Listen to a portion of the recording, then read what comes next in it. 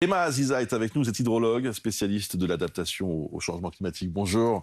Et David Faranda est climatologue au CNRS. Bonjour à vous également et merci de nous rejoindre pour évoquer cette situation. Vous connaissiez, Emma, ces images?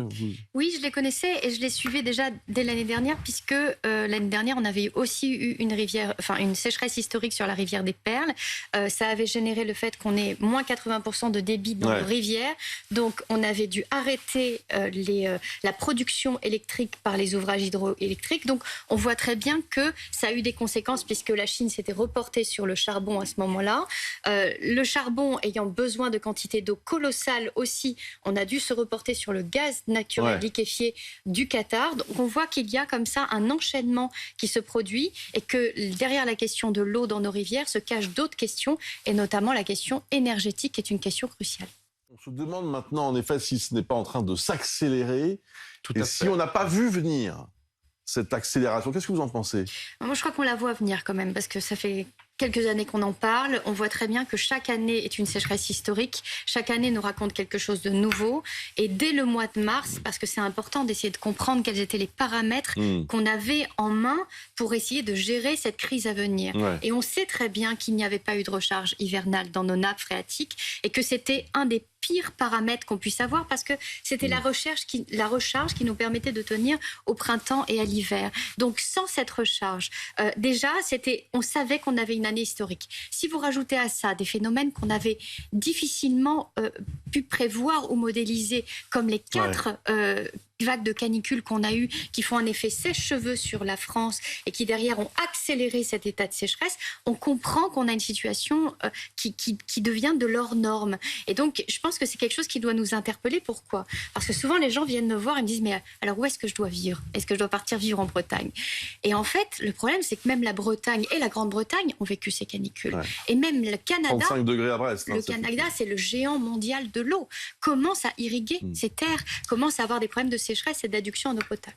On nous explique maintenant que les fameux épisodes méditerranéens qui se produisent en général pour la France, autour des Cévennes, des départements de l'Hérault, du Gard, sont souvent dus à une eau très chaude. Mais là, elle n'a jamais été aussi chaude. C'est-à-dire que c'est vraiment le moteur du mécanisme. Vous avez, après la période d'équinoxe, donc dès début septembre, et ça jusqu'au mois d'octobre et novembre, qui est vraiment la période prépondérante de ces épisodes, vous avez des premières descentes de front froid qui vont arriver, traverser l'Espagne souvent et la Méditerranée, pousser un air extrêmement chaud qui est l'eau qui est la vapeur d'eau qui s'évapore en fait de Méditerranée et qui donc se retrouve poussée par ces vents et donc en général, la zone prépondérante, c'est le golfe du Lion. Et donc, au milieu du golfe du Lion, vous avez les Cévennes. C'est pour ça qu'on appelle ça souvent un épisode cévénol.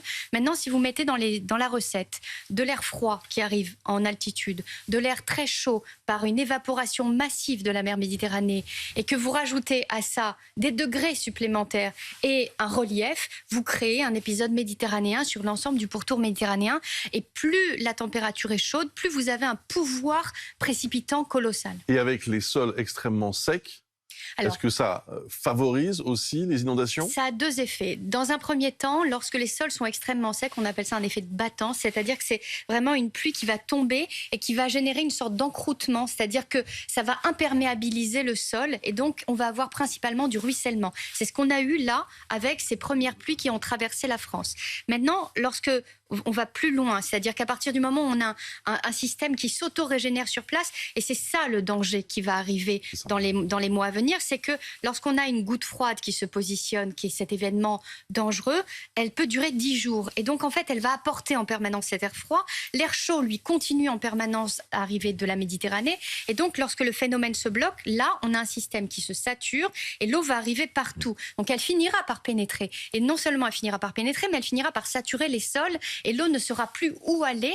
Et donc, à ce moment-là, c'est là où on a un engorgement du territoire et qu'on a les phénomènes les plus meurtriers qu'on connaît sur le pourtour méditerranéen. C'est terrible ce que vous nous dites, parce qu'en effet, malheureusement, toutes les conditions sont réunies pour que ce qu'on a vécu cet été avec les incendies, avec ces canicules, avec ces orages extrêmement violents, eh bien tout ça se poursuive malheureusement à l'automne. Je voudrais vous poser une question aussi au sujet de l'eau potable. Le grand gâchis de l'eau potable. C'est une réalité, ça. Chaque année, des millions de mètres cubes se volatilisent en quelque sorte avant d'arriver chez nous, dans nos lavabos. Alors c'est une réalité. Pourquoi? Parce que c'est très complexe et ça coûte très cher de rénover des réseaux. Et donc c'est très disparate. C'est-à-dire qu'on n'a pas les mêmes quantités partout. Certains réseaux sont très bien entretenus, d'autres moins, d'autres sont plus complexes. Mais ça demande énormément d'argent. Le problème, c'est qu'on est dans une phase où on a besoin d'économie d'eau. C'est-à-dire qu'il faut absolument qu'on réduise le fait de solliciter la nappe phréatique ou la rivière qui nous alimente en eau potable, parce qu'on voit très bien qu'on a des villes qui sont arrivées quasiment au niveau zéro. Lorsque l'on a ce phénomène-là et qu'on doit réduire sa consommation, ça réduit aussi la facture. Si ça réduit la facture, ça réduit aussi l'entrée financière qui permet de renouveler ces réseaux. Donc il va sans doute falloir de manière urgente trouver des financements pour financer justement ces rénovations de réseaux, pour éviter de demander aux gens de continuer à consommer dans une période d'économie majeure.